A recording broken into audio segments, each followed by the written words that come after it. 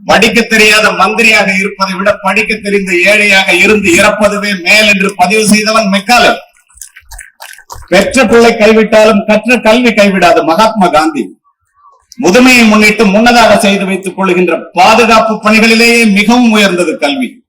மன்னரும் மாசர கற்றோனும் சீர்தூக்கின் மன்னரில் கற்றோன் சிறப்புடையும். மன்னருக்கு தன் தேசமல்லால் சிறப்பில்லை, கற்றோர்க்கு சென்ற இடமெல்லாம் சிறப்புனா. ராஜாவா இருந்தா கூட அவன் நாட்டுல தாண்டா சிறப்பு, படிச்சுட்டேன்னு எந்த நாட்டுக்கு போனாலும் சிறப்பு. இந்த இடத்திலே மகிழ்வோடும் நெகிழ்வோடும் எனக்கு ஞாபகம் வருகின்ற ஒன்றை சொல்லுகின்றேன். பெற்றோர்கள்லாம் உங்களை படின்னு சொல்றாங்க. மூத்தோர் சொல்லும் முதநெல்லி கனியும் முன்னே கசக்கும் பின்னே இனிக்கும். நெல்லிக்காய் எடுத்து முதல்ல கடிச்சேன்னா துவர்ப்பா இருக்கும், அப்புறம் தண்ணியை குடிச்சேன்னா இனிக்கும். அதை எப்படி சொல்லியிருக்கான்? தொடங்குங்கால் துன்பமாய் இன்பம் பயக்கும் மடம் கொன்று அறிவகற்றும் கல்வி நெடுங்காமம் முற்பயக்கும் சின்னீர் இன்பத்தின் முற்றிலாய் பிற்பயக்கும் பீழை பெரிதுன்னா என்ன அர்த்தம்? ஃபர்ஸ்ட் படிக்கும் போது கஷ்டமா தாண்டா இருக்கும், வாழ்க்கை பூரா இன்பத்தை கொடுக்கும். சிற்றின்ப செயல்களோ ஆரம்பத்துல கொஞ்சம் இன்பத்தை கொடுக்கும், வாழ்க்கை பூரா துன்பத்தை கொடுக்கும். நீ வாழ்க்கை முழுவதும் இன்பமாக இருக்க வேண்டும் என்றால் படியுமா. இந்த இடத்துல நான் என்ன சொல்ல வர்றேன்னா, 5வது வகுப்பு மட்டுமே படித்த என்னுடைய ஏழை தந்தை என்கிட்ட சொல்லும் போது சொல்லுவாங்க, உங்க அம்மா அப்பா எல்லாம் சொல்ற மாதிரி, தம்பி நீ மட்டும் படிச்சுட்டேன்னா உலகத்துல எந்த மூலைக்கு போனாலும் உன்கிட்ட எது போனாலும் இந்த கல்வி மட்டும் போகாதுன்னு சொல்லுவாங்க. நான் நினைப்பேன் உங்களை மாதிரி படிக்க மார்க் நிறைய வாங்கறதுக்கு சொல்றாங்க.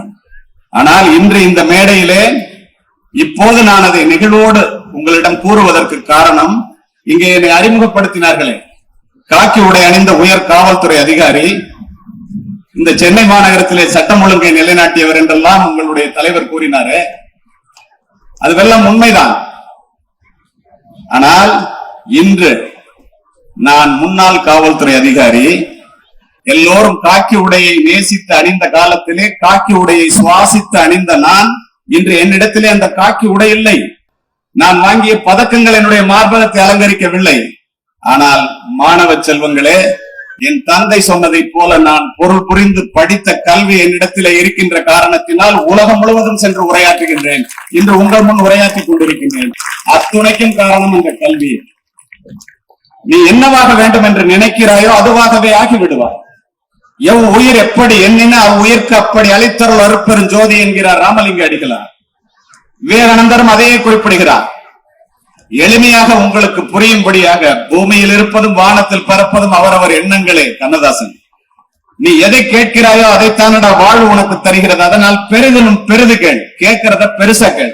ஒரு ஐஏஎஸ் ஆபிசர் ஆகணும், ஒரு ஐபிஎஸ் ஆபிசர் ஆகணும், ஒரு விஞ்ஞானி ஆகணும், ஒரு பெரிய கோடீஸ்வரன் ஆகணும், ஒரு நல்ல மனிதன் ஆகணும், எதை வேணாலும் கேள்டா, கேட்கிறத பெருசா கேளு. ஏன்? காண முயலெய்து அம்பிலும் யானை பிழைத்த வேலேந்தல் அறிது. காட்டுக்கு போய் முயலை குத்தி எடுத்துட்டு வராத, யானையை குறி வச்சு அம்ப செலுத்துறா. அந்த வேலம் வேலோடு தப்பித்து ஓடினாலும் உன்னுடைய பெரிய சிந்தனையை மாற்றிக்கொள்ளாதே. ஏனென்றால் ஒரு நாள் இல்லை என்றால் ஒரு நாள் அந்த வேலம் உன்னுடைய வேலுக்கு வீழ்ந்தே தீரும். எண்ணிய எண்ணியாங்க எய்துவர் எண்ணிய திண்ணியராக பெறினர் வள்ளுவர். பெருசா நினைச்சான்னா நினைக்கிறது நடந்தே ஆகும். அவன் நல்ல எண்ணத்துக்கு ஏற்ப உழைப்பவனாக படிப்பவனாக இருந்தால். இதெல்லாம் தமிழ் புத்தகங்கள்ல. ஆங்கில புத்தகங்கள் பக்கம் போனீங்கன்னா, ஒரு மனிதனை உயர்த்துவது அவனுடைய சிந்தனை தான்.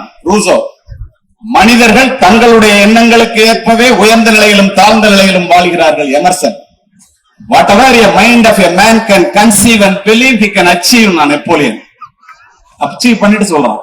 When you really want something, the universe always conspire in your favor. ஆல்கமிஸ்ட்ங்கிற புத்தகத்துல பவுலோ கவுலோ, நீ கண்டிப்பா ஒண்ணு நடக்கணும்னு நினைச்ச அதே சிந்தனையோட உழைப்பாயானால், முயற்சிப்பாயானால் அது நடந்தே தீரும். இந்த உலகமே சேர்ந்து உனக்கு உதவி பண்ணுண்டாங்க.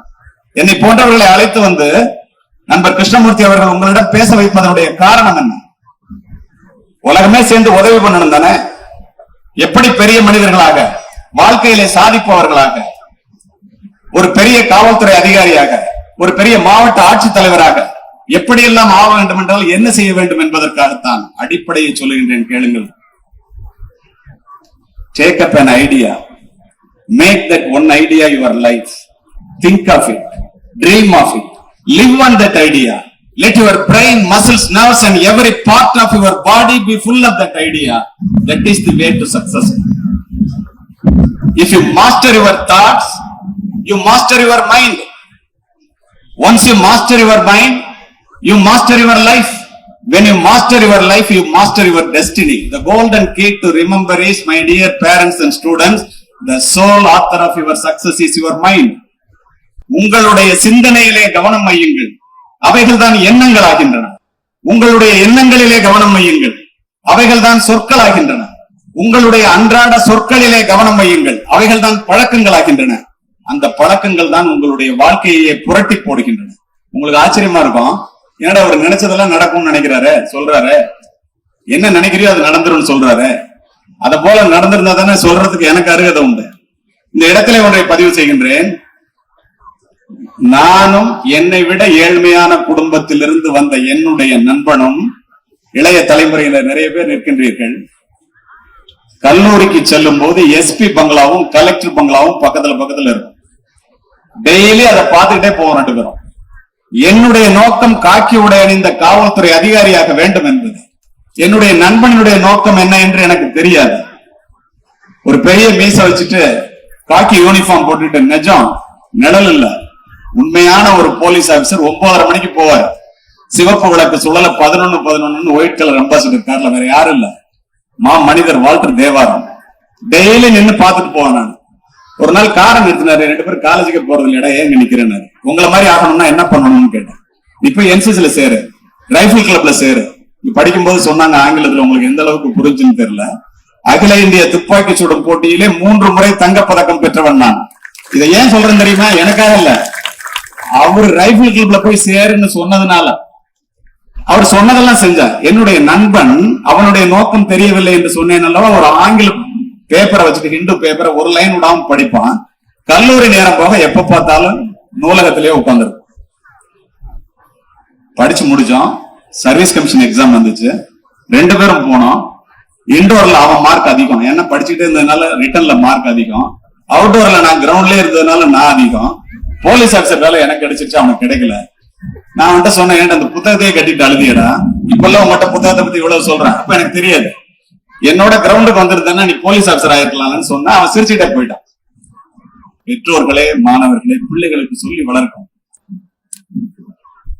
எந்த ஒரு எஸ்பி பங்களாவை பார்த்து கொண்டு நாட்டுப்புறத்து ஏழை சிறுவனாக கல்லூரிக்கு சென்றேனோ, பயிற்சி முடித்து பதவி உயர்வை பெற்று அதே மாவட்ட கண்காணிப்பாளராக என்னுடைய தாயுடன் அதே எஸ்பி பங்களாவிலே குடிபுகுந்தவன் நான். இதை ஏன் சொல்றேன் தெரியுமா? எனக்காக இல்ல, நம்மதான் கிளைமேக்ஸ். பதவியேற்று முடித்துவிட்டு மரியாதை நிமித்தமாக மாவட்ட ஆட்சித்தலைவரை பார்ப்பதற்காக கலெக்டர் அலுவலகத்திற்கு சென்றேன். அங்கே நூலகத்திலே அதிக நேரம் படித்த என்னுடைய நண்பன் மாவட்ட கலெக்டராக என்னை வரவேற்றார். வாழ்க்கையில பெரிய ஆள் ஆகணும்னா உனக்கு கிரவுண்ட்ல இரு, இல்லைன்னாக்கா நூலகத்துல இரு. ரோட்ல இருந்தா கடைசி வரைக்கும் ரோடு தான். அதோட மட்டும் இல்ல, மனித மனதினுடைய வலிமை மிக பெரியது.